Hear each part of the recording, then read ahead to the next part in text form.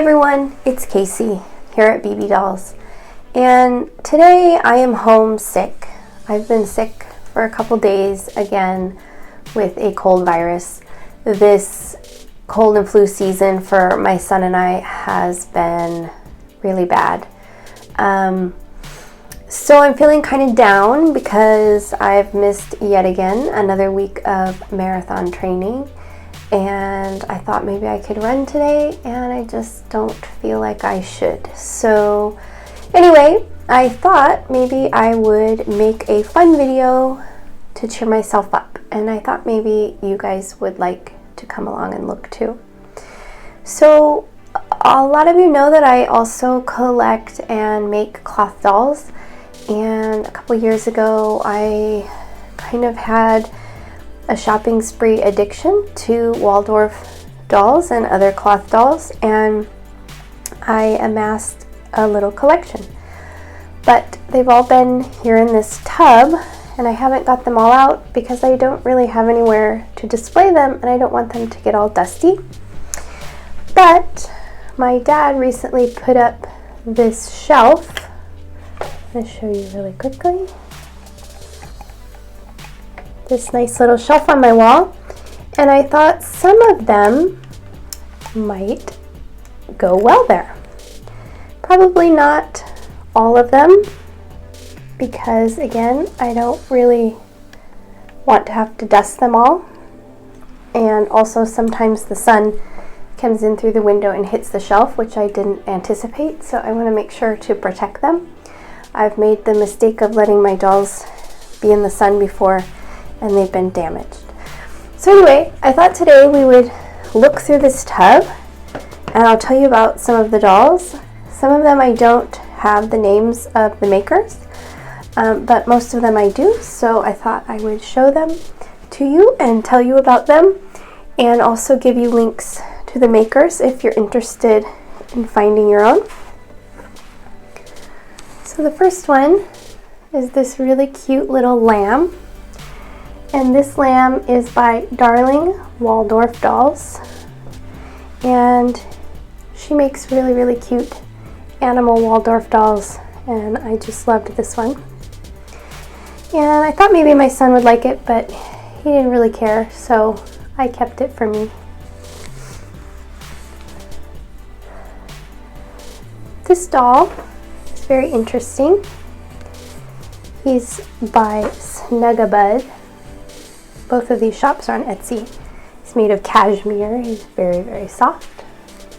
Her dolls are really unique and different. I think she's had a hard time amassing a following because her dolls just have this really unique look, and I think that they need to find really unique homes.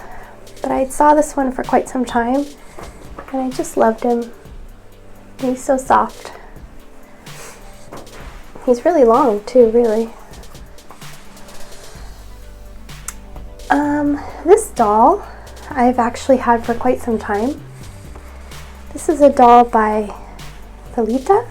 I'm not positive how to pronounce her name, but she's somebody that has become a friend of mine on the internet.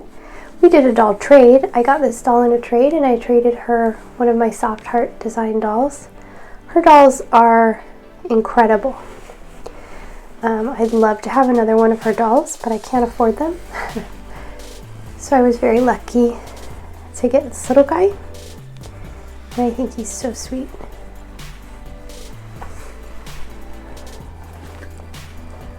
This doll I actually won in a contest. It's Pilli Pilli handmade. This was several years ago. I don't know if the maker is still selling dolls or not. It's little angel wings. But I won this, I believe, on a blog giveaway, so that was really exciting to win something.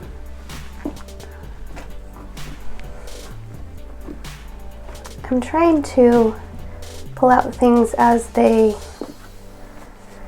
go in collections because I do have a couple dolls from the same artist. So these two are definitely going up on the shelf. These are two foxes by Takiyye. I'm not sure how you pronounce it. I've done a video, actually one of my first videos here on YouTube was of this doll when I got her. And then I got another one later when someone was selling their collection of dolls, and I knew that he had one, and I was really excited to get it at a great price. And I believe he sent along all these accessories too. These dolls are so cute, and my favorite thing about them are their clothes. They always look adorable, and they have these little backpacks. So these two are definitely going to go up on the shelf. I'd like to spend more time photographing those dolls. These two little Waldorf rag dolls are made by Penguin and Owl Acres on Etsy.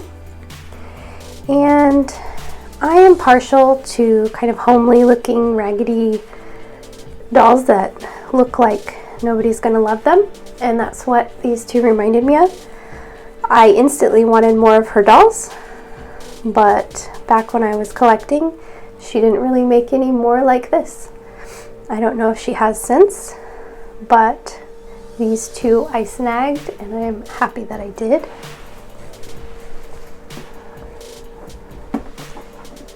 One of my very, very favorite doll makers is called Marty Creates, and I have 3 of her dolls.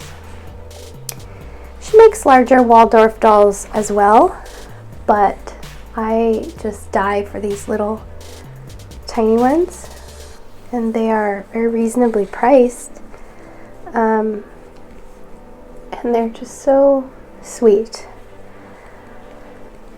At some point, if I start collecting Waldorf cloth dolls again, I might have to track her down and see if I can get some more. I really wanted to get one that was with a darker skin tone, so we'll see. These two little dolls I got secondhand on a Waldorf Facebook group. I believe they're North Coast dolls, but I'm not positive. I was able to look up the ones that I made purchases on Etsy, but these were made quite a long time ago, and I don't know how I would look up the maker, but I'm pretty sure they're North Coast dolls, and they're really, really cute.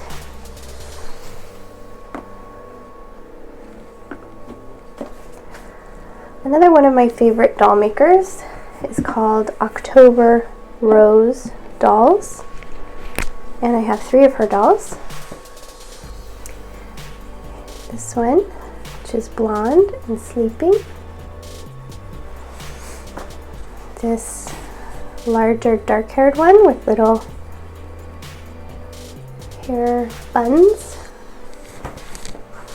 and then a little red head that has smiling eyes. And probably this one is going to go on the shelf.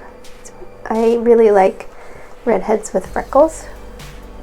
Then I have this little strange doll, and I forgot she was in here. She was another one that I got on a Facebook group, and I believe she comes from Israel. And this maker makes large dolls like this, and they remind me of the animated movie 7. And I think she's actually going to go out in my living room. I recently put up a shelf in my living room, and I would like her to go out there. But she's definitely going to be displayed because she's so unique and cool.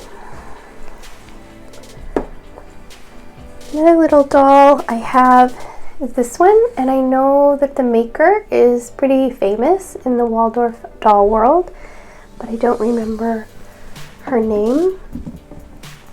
And I got her again on a Facebook group.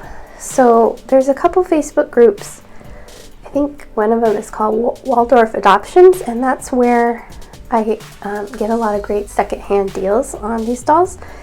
Because these dolls, this one in particular, I know that when the maker has some available and she lists them, they usually sell immediately. So it's very hard to get one. So I felt very lucky to get one secondhand.